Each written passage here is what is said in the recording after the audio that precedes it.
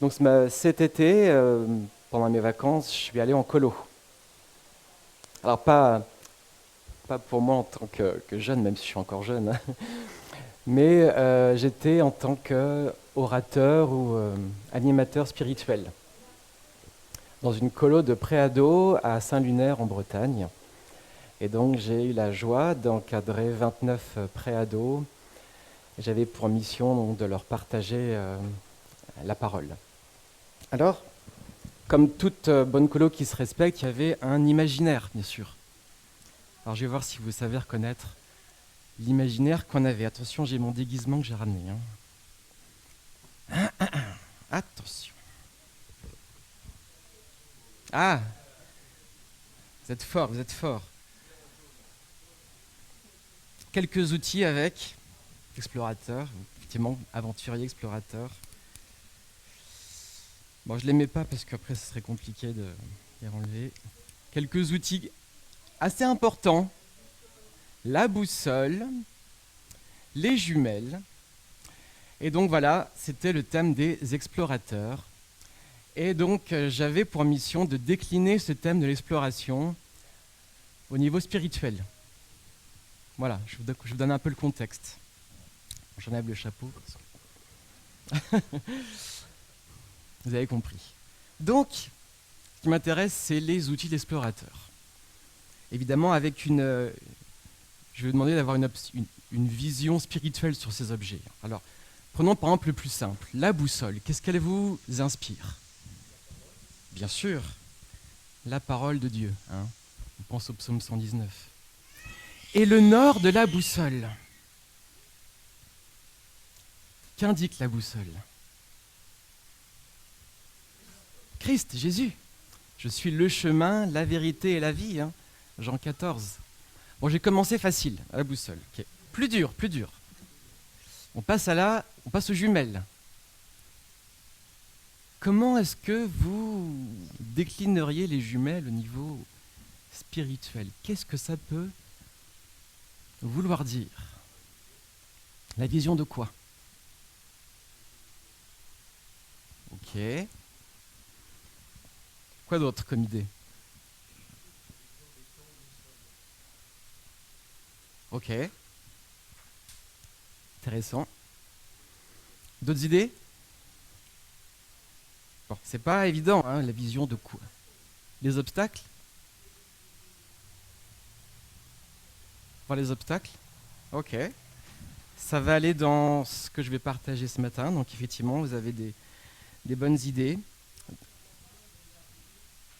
De l'avenir? Ok. Bon, je ne suis pas allé si loin avec les préados. Hein. On pourrait parler des temps de la fin, des prophéties, effectivement de plein de choses, mais je suis resté sur les fondamentaux, d'accord? Oui, tout à fait, tout à fait. Vous êtes sur la bonne piste. Alors, dans mon programme, donc moi je me suis vraiment appuyé sur des textes bibliques. Je suis allé chercher en fait dans ma table des matières où est-ce qu'il y a le mot explorer dans la Bible et comment j'ai pu raccrocher ça avec... Pardon? Mais Domi, t'es trop forte. Et on s'est pas coordonné avant. Hein. Oui, bravo Domi. Oui. Donc effectivement, tout à fait. Je vais vous partager ce matin un texte dans Nombre 14, 13, 14. Et si je peux avoir...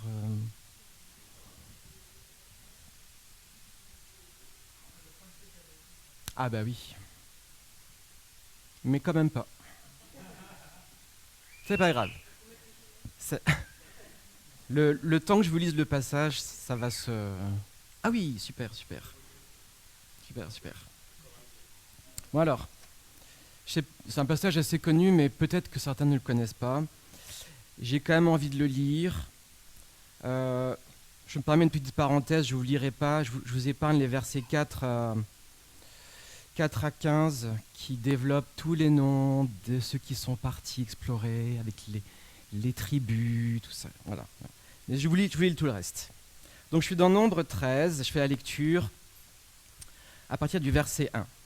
L'Éternel dit à Moïse, envoie des hommes et explorez le pays de Canaan que je donne aux Israélites. tu enverras un homme issu de chacune des tribus de leurs ancêtres. Ils seront choisis parmi leurs princes. Moïse envoya ces hommes du désert de Paran d'après l'ordre de l'Éternel. Ils étaient tous chefs des Israélites. Voici leurs noms, donc là je passe. Verset 17. Moïse les envoie explorer le pays de Canaan. Il leur dit: montez ici par le sud, montez sur la montagne et examinez le pays. Vous examinerez comment il est, quel est le peuple qui l'habite, s'il est fort ou faible, s'il est nombreux ou non. Vous examinerez quel genre de pays il habite, s'il est bon ou mauvais, quel genre de ville il habite, si elles sont ouvertes ou fortifiées. Vous examinerez aussi comment est le terrain, s'il est fertile ou pauvre, s'il y a des arbres ou non. Armez-vous de courage et prenez des fruits du pays. C'était l'époque des premiers raisins. Ces hommes montèrent explorer le pays, depuis le désert de Tsin jusqu'à Rehob, sur le chemin de Hamas. Ils montèrent par le sud et allèrent jusqu'à Hébron, où se trouvaient Aïman, Sheshai et Talmaï, les descendants d'Anak. Hébron avait été construite 7 ans avant Tsoan en Égypte. Ils arrivèrent jusqu'à la vallée d'Échol, où ils coupèrent une branche de vigne avec une grappe de raisin. Ils l'apportèrent à 2 au moyen d'une perche. Ils prirent aussi des grenades et des figues. On appela cet endroit vallée d'Échol à cause de la grappe que les Israélites y coupèrent. Ils furent de retour de l'exploration du pays au bout de 40 jours. À leur arrivée, ils se rendirent auprès de Moïse, d'Aaron et de toute l'assemblée des Israélites à Kadès, dans le désert de Paran. Ils leur firent un rapport, ainsi qu'à toute l'assemblée, et ils montrèrent les fruits du pays. Voici ce qu'ils racontèrent à Moïse. Nous sommes allés dans le pays où tu nous as envoyés. C'est vraiment un pays où coule le lait et le miel. Et en voici les fruits. Mais le peuple qui habite ce pays est puissant. Les villes sont fortifiées, très grandes. Nous y avons vu des descendants d'Anak. Les Amalécites habitent la région du sud. Les Hittites, les Jébusiens et les Amoréens habitent la montagne. Et les Cananéens habitent au bord de la mer Méditerranée et le long du Jourdain. Caleb fit taire le peuple qui murmurait contre Moïse. Il dit: montons, emparons-nous du pays, nous y serons vainqueurs. Mais les hommes qui avaient accompagné dirent: nous ne pouvons pas monter contre ce peuple, car il est plus fort que nous. Et ils dénigrèrent devant les Israélites le pays qu'ils avaient exploré. Ils dirent: le pays que nous avons parcouru pour l'explorer est un pays qui dévore ses habitants. Tous ceux que nous y avons vus sont des hommes de haute taille. Nous y avons vu les géants, les descendants d'Anak, qui sont aussi des géants. À nos yeux et aux leurs, nous étions comme des sauterelles. Toute l'assemblée se souleva et poussa des cris, et le peuple pleura pendant la nuit. Tous les Israélites murmurèrent contre Moïse et Aaron, et toute l'assemblée leur dit: si seulement nous étions morts en Égypte ou dans ce désert, pourquoi l'Éternel nous fait-il aller dans ce pays où nous tomberons par l'épée, où nos femmes et nos enfants deviendront une proie? Ne vaut-il pas mieux pour nous retourner en Égypte? Ils se dirent l'un à l'autre: nommons un chef, retournons en Égypte. Moïse et Aaron tombèrent le visage contre terre devant toute l'assemblée réunie des Israélites. Membres de l'équipe qui avait exploré le pays, Josué, fils de Nun, et Caleb, fils de Jephouné, déchirèrent leurs vêtements et dirent à toute l'assemblée des Israélites: le pays que nous avons parcouru pour l'explorer est un pays très bon, excellent. Si l'Éternel nous est favorable, il nous y conduira et nous le donnera. C'est un pays où coule le lait et le miel. Seulement, ne vous révoltez pas contre l'Éternel et n'ayez pas peur des habitants de ce pays, car nous ne ferons d'eux qu'une bouchée. Ils n'ont plus de protection et l'Éternel est avec nous. N'ayez pas peur d'eux. Je m'arrêterai là.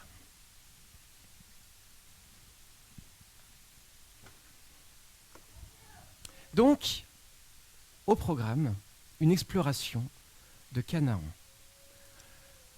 Et à bien y méditer, à bien y réfléchir, rien que dans le projet, il y a déjà quelque chose à percevoir.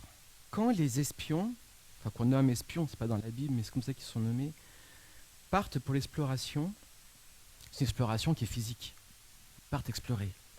Mais en réalité, ce qui fait toute la différence par la suite, c'est cette exploration qui, à mon sens, est spirituelle. Et c'est ce qui fait que ça va faire 2 réactions différentes à la fin. C'est intéressant ce passage, fondamental pour la suite de ce qui va se passer. Il y a une même exploration pour un groupe, mais 2 réactions différentes. Et c'est un peu le cœur de ce qu'on va voir aujourd'hui. Et on va voir comment est-ce que, d'une certaine manière, certains ont vu les choses autrement, avec des jumelles. Donc, tout d'abord, le contexte. Quand j'étais donc en colo et que je partageais tous les matins, donc c'est en spi, les jeunes savaient que j'attachais beaucoup d'importance au contexte dans les passages qu'on étudiait, et je leur ai expliqué à plusieurs reprises que le contexte est vraiment important pour comprendre le cadre, dans quoi se situe le passage qu'on lit. Alors, quelques éléments de contexte pour bien nous mettre bien ancrer la scène là où elle se passe. Nous sommes donc plutôt au début de la sortie d'Égypte. Effectivement, 2 ans, pour être précis, après la sortie d'Égypte. Et à la sortie d'Égypte, les Israéliens sont allés, vous voyez ici, au mont Sinaï pour avoir les tables de la loi, les commandements de Dieu. Puis, quand commence ce passage, le peuple est à peu près ici, d'accord ? Et là, il y a un ordre de l'Éternel pour dire, allez, montez, envoyez donc des hommes explorer le pays, d'accord ? C'est pas une idée humaine, c'est une idée de Dieu, comme j'ai dit. Donc ça va se situer plein nord, comme ça. Le peuple donc va monter ici à Kadès, donc il y a un déplacement vers le nord, pendant que les 12 espions, eux, font leur exploration du pays de Canaan. Mais l'idée, et ça c'est important de l'avoir en tête, parce qu'on sait, on a appris et on le sait qu'ils sont restés 40 ans dans le désert, les Israélites, mais ce n'était pas le projet de base. De base, ça devait être court. Les 40 ans, c'est une conséquence par rapport à ce qui va se passer là. Donc le passage est très important pour comprendre pourquoi le peuple est resté 40 ans dans le désert. Mais, je ne sais pas si c'est bien clair pour vous, ce n'était pas du tout le projet de Dieu. Ça devait être court. Un peu comme on l'avait lu dans Josué, donc on a fait ici à l'église Josué, tout Josué, et donc pareil, Josué ici, il a envoyé 2 espions juste avant d'arriver avec le peuple. Mais ça s'est fait à proximité dans le temps. D'accord ? C'est hyper important, si on veut bien comprendre ce passage, de se rappeler l'origine de l'objectif. Et peut-être que certains l'ont oublié, cette origine, quand ils sont montés en exploration. Ce pays de Canaan, ce n'est pas un pays au hasard. Ce n'est pas une exploration comme l'explorateur qu'on a appris en histoire, je vais explorer les Amériques, je vais explorer l'Afrique, je vais explorer. C'est une exploration spirituelle, qui est bien physique, mais qui est issue d'une promesse. J'y reviendrai à plusieurs occasions. La promesse dans Genèse 12, c'est le point de départ. Quand Dieu dit à Abraham, va, quitte ton pays et va dans le lieu que je te montrerai. Et il lui dit ensuite, ce pays-là, je te le donne. Tout part de là, tout part d'une promesse. Si on ne comprend pas ça, on ne peut pas comprendre la suite et on fait les mauvais choix. C'est ce qui va se passer là, malheureusement. Alors, le casting, qui part ? On pourrait dire, pour une exploration comme ça, un peu en mode espion, on va en envoyer 2, 3, un peu en mode, je vais dire ninja, mais un peu en mode caché. Pourtant, Dieu demande d'en envoyer 12. Et pas n'importe lesquels. C'est intéressant quand même de creuser qui sont ceux qui partent. Donc déjà 12. 1 par tribu. Mais dans les tribus, c'est pas n'importe qui part. Vous avez remarqué dans le texte ? C'est qui part ?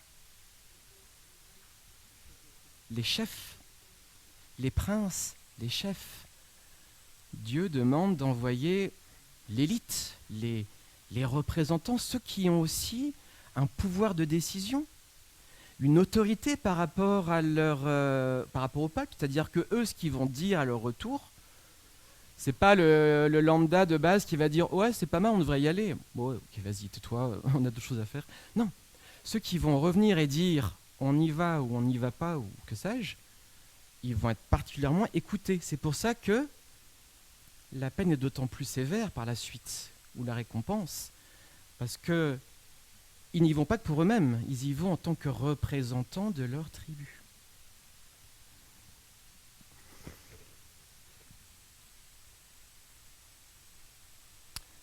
Pourquoi 12 12, c'est pas très discret. Hein. Je me suis dit, t'envoies une équipe de 12, ça fait pas très espion, quoi. Ça fait un peu l'équipe, bon, alors, c'est nous, on arrive. Vous voyez un peu.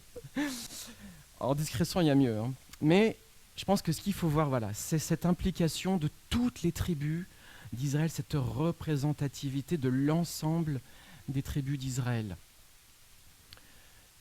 Avec les jeunes, j'avais expliqué un peu, du coup j'avais fait une parenthèse sur les 12 tribus, mais vous connaissez bien, j'imagine, je ne vais pas trop m'attarder là-dessus. En tout cas, à retenir donc un représentant de chaque tribu et pas n'importe qui, un chef. Ok ? C'est là où du coup on se dit ah mais effectivement Josué c'était un chef et Caleb aussi hein, qu'on retrouve par la suite. C'était pas juste des gens ordinaires comme ça. Le casting c'est vu, la mission. On y va mais pour aller faire quoi ?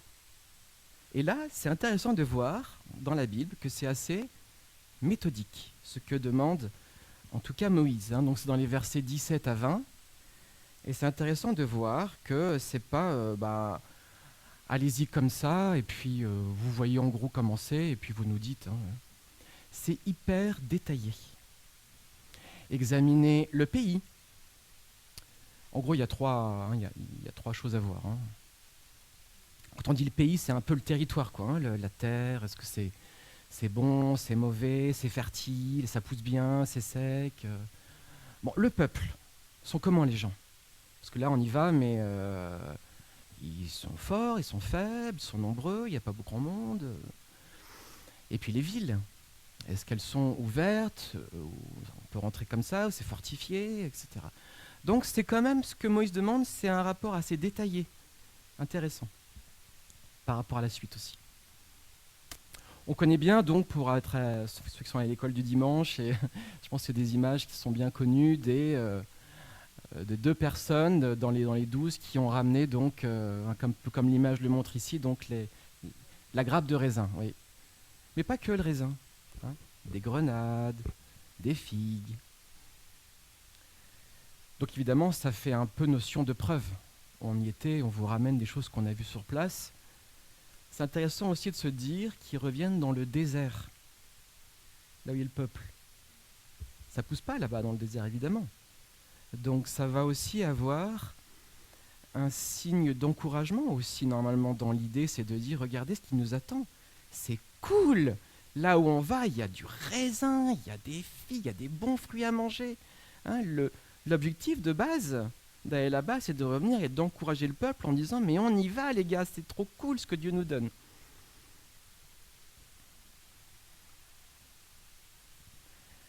À ce stade-là, c'est hyper important de comprendre que les 12, quand ils y vont, ils vivent une même réalité. D'accord ? Ils y vont ensemble, ils voient les mêmes choses, ils voient les mêmes gens, ils ramassent les mêmes fruits, ils font le même parcours, hein, ils ne se séparent pas en plusieurs groupes. Moi j'ai vu ci, moi j'ai vu ça. Ils restent ensemble. Et donc, comme la carte le montre, ils vont donc, Kadesh c'est là, hein, comme je disais tout à l'heure, donc ils viennent de là, ils sont montés là. Là c'est le point de départ.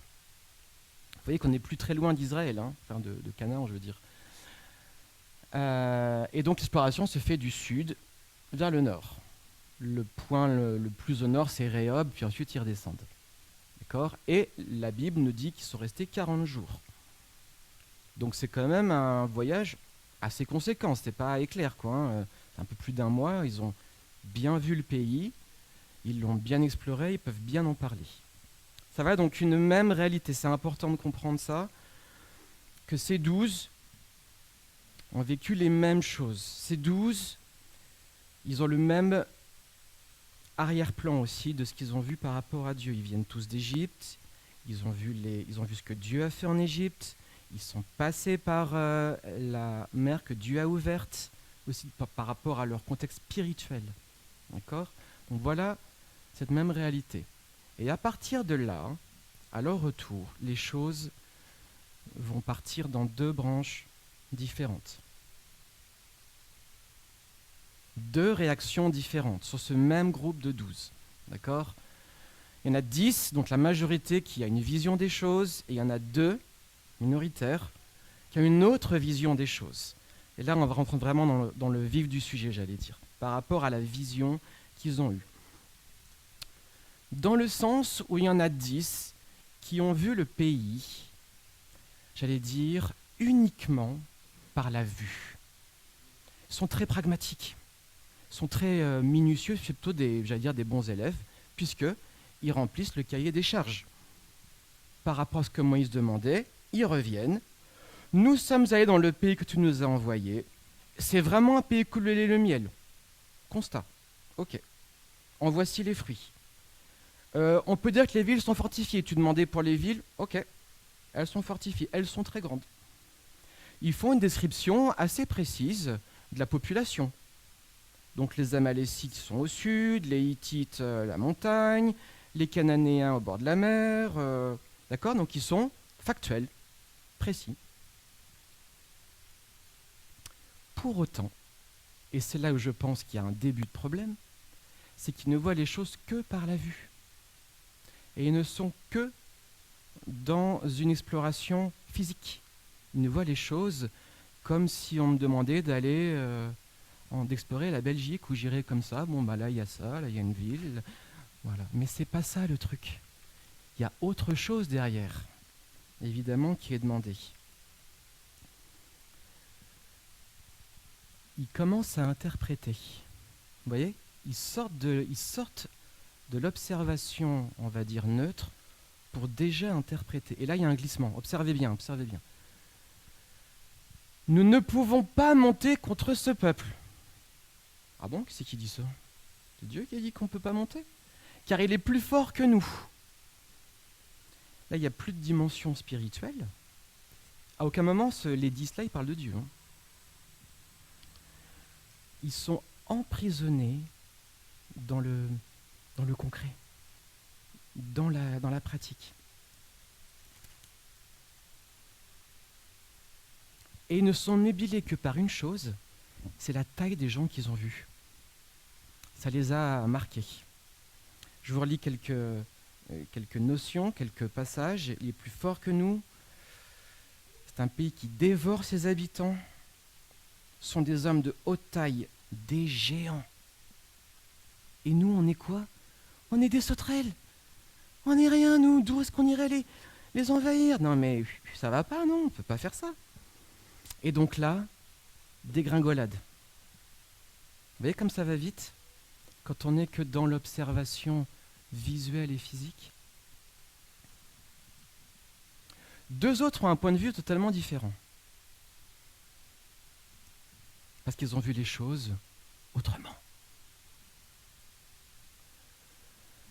Verset 30, Caleb. Montons, emparons-nous du pays, nous y serons vainqueurs. Attends, les 10 là, ils disent qu'on va se faire défoncer. Toi, tu me dis on monte. C'est pas à peu près pareil, on est d'accord, c'est diamétralement opposé, les visions qu'ils ont. Si l'Éternel nous est favorable, ça c'est donc Josué qui dit ça par la suite, chapitre 14, il nous y conduira, il nous le donnera. Est-ce qu'il bloque sur la taille des géants ? Non. Il fixe sur qui là ? L'Éternel. C'est-à-dire qu'il est comme ça. Je reviens du coup à mes fameuses jumelles, forcément, puisque j'en ai parlé. Quand ils ont exploré le pays, les 10, ils ont vu comme ça. Ok, donc là, il y a ça, là, je vois ça. Les deux autres, ils ont vu comme ça. Ok, l'Éternel est avec nous, il nous donne le pays. Il est bon, il est grand, il est puissant. Faut pas que je me prenne la colonne. Il est puissant. tout n'est pas dit, mais ils ont leur arrière-plan. L'Éternel a promis à Abraham qu'il donnerait cette terre. Il est fidèle pour nous le donner. Ils avaient dans leur cœur une hardiesse qui est donnée par l'Esprit de Dieu. C'est pas une hardiesse humaine, parce que humainement, si on voit les choses que humainement, ben on se dit waouh, oh, c'est Goliath quoi en fait. Donc on n'a vécu d'une chose, c'est fuir quoi. Donc le sujet, entre guillemets, la leçon spirituelle aujourd'hui, comment est-ce qu'on voit les choses? On les voit uniquement par la vue ou par la foi? Et ça, c'est un sujet qui doit nous toucher de façon individuelle, évidemment. Alors, c'est intéressant de pousser un peu plus loin. Ça, je n'avais pas fait avec les jeunes, mais là, j'ai envie qu'on le fasse ensemble, d'aller plus loin dans les mécanismes psychologiques qui ont mené à ces différences. Ah non, ça ne marche plus. Voilà. Analysons les réactions. Revenons au 10. Voilà. Ils sont paralysés par la peur. Là, on rentre sur quelque chose qui doit commencer à nous parler aussi pour nous, dans nos situations. Quand on a des géants dans notre vie, je ne sais pas si vous en avez. Je ne sais pas si dans ta vie, tu as un Goliath. Humainement, ça paralyse. Mais comment est-ce que tu vois les choses? La peur qu'ils ont, ils la distillent aux autres. Et je vous ai dit tout à l'heure, c'est pas n'importe qui, hein, c'est des chefs. Donc ce que eux vont dire, ah bah les autres, c'est réaction fois 1000. Hein. Donc là, dans le texte, ça nous dit, les gens ils murmurent, ils pleurent, au point qu'à un moment, ça fait boule de neige, hein, ça devient de l'angoisse. Et à la fin, c'est quoi? Ils disent quoi? Marche arrière toute! Et taillot, hein, sauf qui peut. Hein. Parce que là, les géants, ils les ont pas vus, hein, mais vu que ce que vous avez dit, on prend nos jambes à nos coups et on repart. Vous imaginez un peu le truc? On repart en Égypte, c'est tout ce que ça veut dire. Ils viennent d'Égypte. Hein. Ils ont vécu l'esclavage, ils ont vécu. Ils préfèrent retourner en Égypte plutôt que d'aller enfin, comment dirais-je, par peur de quelque chose qu'ils n'ont pas vu, qui leur a été rapporté. Ça, c'est des mécanismes, c'est profond ça, hein. C'est la peur. Et là, quand on est dans la peur, on n'est plus dans quelque chose de sensé. Et vous voyez, la réaction, elle est disproportionnée et elle devient insensée. Parce que somme toute, tout ça n'est basé que sur le rapport de gens qui eux-mêmes en ont un prisme, hein, leur prisme de leur propre peur à eux. Alors Josué et Caleb, eux, ils ne sont pas dans la peur. Puisque même, c'est intéressant quand même, à 2 reprises, Josué dit « Mais n'ayez pas peur d'eux !» Seulement ne vous révoltez pas contre l'Éternel, et n'ayez pas peur des habitants de ce pays, car nous ne ferons d'eux qu'une bouchée. Vous imaginez un petit peu la différence de perspective. Les géants, là, les descendants d'Anak, on fera d'eux qu'une bouchée. Mais pas tellement parce que nous, on est forts. Non, non, non. Parce que l'Éternel est avec nous et qu'il nous donne le pays. C'est là toute la différence entre eux. Parce qu'ils ont les jumelles comme ça, qui fixent sur Dieu, sur qui il est, parce qu'ils le connaissent. Ils savent que c'est un Dieu puissant. Et qu'en face, tu peux mettre des villes fortifiées. Vas-y, mets Jéricho. Vas-y, mets des géants. Moi, je sais que l'Éternel me donne ce pays. Et c'est plus important ça que la réalité qu'on a observée. C'est fort quand même tout ça. Hein. Et alors, c'est là où on va en venir quand même par rapport à nous, c'est là où ça va nous interpeller aussi, c'est-à-dire que dans des situations de notre vie, il y a 2 chemins possibles. Est-ce que je vois les choses uniquement par la vue? Ok. Bon, dans le passage là, qui est un passage spécifique, hein, c'est là où il ne faut pas prendre tout pour soi, les conséquences sont dramatiques, hein, puisque le peuple, la suite, c'est que le peuple se révolte et que le peuple punit en disant, pour chaque jour que vous avez passé en exploration, donc les 40 jours, chaque jour va valoir 1 an. Ça vient de là, les 40 ans. 40 ans, c'est 1 année par jour que vous avez exploré. Vous donnez l'occasion de réfléchir. Plus, toute la génération là, c'est comme ça maintenant le pays promis, vous n'y entrerez pas. C'est une autre génération qui rentrera dedans avec Josué et Caleb qui, eux, ont eu la foi. Eux sauraient compenser.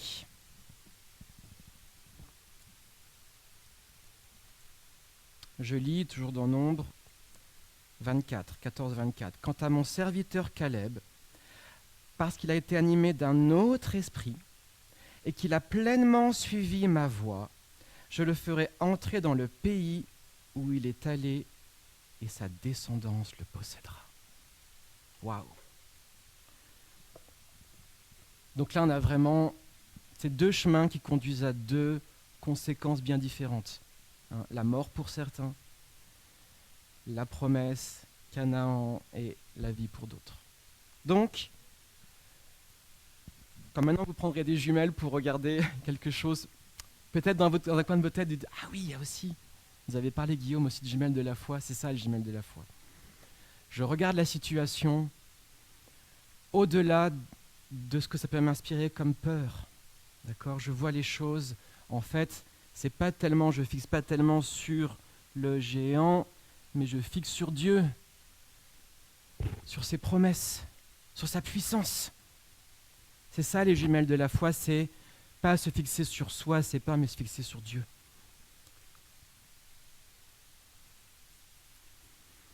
Tout ça m'a inspiré des réflexions que je vous livre un petit peu comme ça. Il y a, on le voit avec Hébreux 11, il y a une sorte de descendance de la foi. D'accord ? Et comme tout à l'heure, je vous l'ai dit, par rapport à Canaan, tout part sur Genèse 12. Canaan, ce n'est pas juste une terre comme les autres, c'est une terre promise. On parle de la foi. Abraham, vous le saviez, il était âgé, sa femme était stérile. Dieu lui a dit, toi, tu auras un fils, tu auras une descendance. Et cette descendance, regarde dans le ciel, toutes les étoiles, c'est ça ta descendance. Et Abraham, il a cru. Et là, on rentre maintenant dans l'exploration de la foi. Aussi pour nous. Quelle importance j'accorde à la parole de Dieu. Même si je ne comprends pas tout, je pense à Abraham. Waouh. Ma femme ne peut pas avoir d'enfant, tu me dis que moi je vais avoir une descendance comme ça ? Là, on rentre dans un autre domaine, vous voyez. Et moi, ça, dans un sens, ça me déstabilise pour être tout à fait net, parce que je suis quelqu'un d'assez rationnel. J'aime bien être factuel et m'appuyer sur des choses très concrètes. Ça, c'est là, c'est comme ça. Et là, Dieu nous demande, et il aime les gens qui ont un autre regard sur les choses. Il est impossible de plaire à Dieu sans la foi. Donc ça doit nous parler pour nous aujourd'hui aussi, vous voyez. Dans Hébreux 11, on ne parle pas de ce passage avec Josué et Caleb, mais je me suis permis de rédiger une petite phrase. C'est par la foi que Josué et Caleb n'ont pas eu peur des habitants de Canaan, mais ont été persuadés qu'ils pourraient s'en emparer, puisque Dieu leur donnait ce territoire. Donc ils rentrent pleinement dans ce plan de Dieu.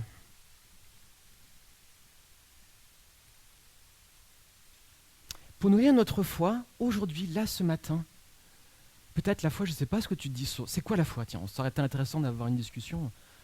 Pour moi, la foi, c'est le salut en Christ. Amen. Mais la foi, c'est aussi pour toute ta vie. C'est marcher par la foi. C'est-à-dire, je dis avec mes propres mots, c'est avoir un autre regard sur les situations. Et en tout cas, pour moi, je ne sais pas si l'image de jumelles te parle, mais en tout cas, pour moi, ça me parle. Je me dis, ah oui, c'est voir les choses autrement. C'est accepter que je ne maîtrise pas tout. Je ne comprends pas tout. Mais j'obéis. Parce que Dieu me dit que c'est le chemin que je dois prendre. On parle dans la foi de confiance. On parle d'obéissance. Quand, je reviens toujours à Genèse 12, mais quand Dieu a dit à Abraham, va et quitte ton pays, c'est un texte que j'avais fait avec les jeunes aussi, il aurait pu avoir une liste comme ça, pour dire à Dieu, non, j'irai pas parce que je suis trop vieux, ceci, cela. Il a fait quoi? Ok, tu me le dis, j'y vais. L'obéissance. Tout ça donne un peu plus de consistance à la notion qui peut être assez des fois un peu floue de c'est quoi la foi? La foi, c'est la confiance en Dieu, c'est l'obéissance. Et se rappeler aussi que la foi, il y a un test avec la foi. Tout ce passage qu'on a lu ce matin, je suis vraiment persuadé que c'était un test. Comme d'autres tests qu'il y a dans la Bible aussi. C'est-à-dire que Dieu a mis ici une situation pour voir comment est-ce que les Israélites allaient être centrés sur lui ou pas. Et la réalité, elle est tombée. Nette, franche. Il y en a 10 qui ont complètement occulté Dieu de l'équation. Ils ont dit, bon, nous, on voit ci, on voit ça, ils sont grands, on a peur, on s'en va. Mais où est Dieu dans cette histoire-là? Nulle part. Tellement la peur les a obnubilés. Ils sont complètement occultés Dieu. Donc, si tu es dans une situation de faire un choix comme ça, n'oublie pas de regarder à Dieu. Ne regarde pas aux géants. Ne regarde pas à ton Goliath. Regarde à Dieu. C'est vraiment quelque chose, moi, qui me nourrit ce matin. Regarde à Dieu. Regarde à Jésus. Pour terminer donc, comment marcher par la foi? Je rebondis sur ce verset de Paul. Je marche non par la vue, mais par la foi. C'est pas exhaustif, c'est des choses que j'ai en tête. Je dirais, en s'appuyant sur la parole de Dieu, sur ses promesses. Ça demande de les connaître, bien sûr, donc ça renvoie à connaître sa parole. Ça, c'est assez, vous allez me dire, c'est assez basique, ça. Le point suivant est tout à fait intéressant, et je voudrais t'encourager aussi à rentrer dans ce point-là, peut-être davantage. Marcher par la foi en adorant Dieu. Tu vas me dire, attends, l'adoration, c'est pas qu'on chante le matin des chants et puis après c'est fini. Non. Relis Genèse 12. Quand Abraham va sans carte, sans plan, juste par la foi dans Canaan qu'il explore, à 2 reprises, c'est super intéressant. Il fait quoi? Il fait 2 hôtels. Il arrive à un point, il s'installe, un hôtel. Il se déplace, il fait un hôtel. Il est en ligne droite sur Dieu, comme ça. Je ne sais pas où tu veux que j'aille. Je suis dans une terre étrangère, il y a tout autour de moi une population. Je ne comprends pas tout. J'ai plein de raisons d'avoir peur, d'être angoissé. Il y a tout le caravanière qui dit « Abraham, on va où Abraham, t'es sûr qu'on a bien fait de quitter là où on vient, où on était bien installé, bien riche ?» Donc il y avait une sacrée pression. Il a fait quoi? Il a adoré. Méditons sur ce que c'est que l'adoration. C'est vraiment quelque chose de beaucoup plus profond que de chanter quelques chants le dimanche matin. C'est aussi dans notre vie quotidienne, dans nos épreuves, dans les choix qu'on a à faire. Je ne dis pas qu'il faut faire un tas de pierres et il faut adorer comme ça. C'est une image, de se centrer sur Dieu et de se fixer sur lui. Et développer le fruit de l'esprit, évidemment, qui est la foi. Donc nous, en tant que chrétiens, on a cet avantage aussi par rapport à eux à l'époque, c'est qu'on a le fruit de l'esprit qui grandit en nous et qui est porteur de foi. Et je voudrais nous laisser avec ce merveilleux passage dans Hébreux, qui est vraiment très, très encourageant pour notre semaine, pour ce thème de la foi. Vous voyez, Hébreux 11 développe tous les héros de la foi, développe vraiment le sujet de la foi. Je tourne en Hébreux 12, Et ça, c'est vraiment pour toi aujourd'hui. Écoute bien ça. Nous donc aussi, puisque nous sommes entourés d'une si grande nuée de témoins, donc faisant référence à Hébreux 11, rejetons tout fardeau et le péché qui nous enveloppe si facilement, et courons avec persévérance l'épreuve qui nous est proposée. Faisons-le en gardant les regards sur Jésus. Regarde à Jésus dans ta situation. Il fait naître la foi et l'amène à la perfection. Amen. Amen. Regarde à Jésus. Je vais prier pour conclure et ensuite on prendra un chant qui nous rappelle que le Dieu de victoire habite en nous. Seigneur, merci pour ta parole qui ce matin encore nous fixe dans ce passage sur un choix à faire. Comment je vais voir la situation? Simplement par la vue ou alors par la foi? Par la vue, c'est facile. Et toi, tu demandes autre chose, Seigneur. Tu demandes qu'on s'attache à toi. Qu'on voit au-delà des géants. Qu'on voit au-delà de tout ce qui pourrait nous empêcher de nous attacher à toi. Seigneur, je prie pour chaque personne ici présente ce matin. Je ne sais pas du tout où on est chacun dans sa foi. Mais je te demande que tu fasses grandir la foi de chacun. Que tu fasses qu'avec ces paroles, ce passage, il y ait un enthousiasme renouvelé pour la foi, pour se tourner vers toi, pour se confier en toi, pour avoir les regards centrés sur toi, pour t'adorer, Seigneur. Ce qui n'est pas très intuitif quand on voudrait se concentrer sur nos sentiments, notre peur, nos réactions émotionnelles. Aide-nous, par ton esprit, Seigneur, à nous centrer sur toi et nous centrer sur l'adoration qu'on peut avoir en toi. Et nous rappeler comment tu es un Dieu puissant, un Dieu merveilleux, Seigneur, comme on l'a chanté ce matin. Et vraiment, Seigneur, je te prie, je t'implore que tu nous viennes en aide, viennes dans nos situations peut-être délicates, difficiles, et qu'on puisse aussi le partager, peut-être tout à l'heure, au temps de prière ou avec des frères et sœurs de confiance, pour pouvoir avancer aussi dans nos chemins difficiles. Permets-nous de grandir et d'aller jusqu'à la perfection de notre foi, Seigneur. Dans ton précieux nom. Amen.